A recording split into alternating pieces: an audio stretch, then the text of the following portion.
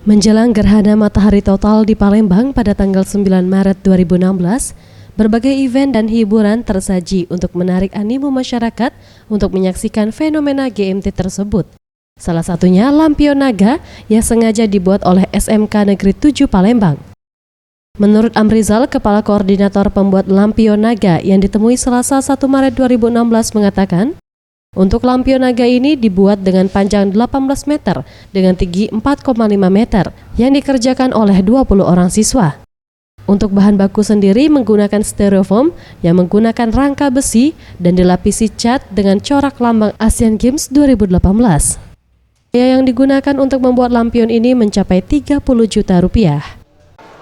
Bahan-bahan utamanya di sini ya rangka, kita pakai rangka ini, rangka besi.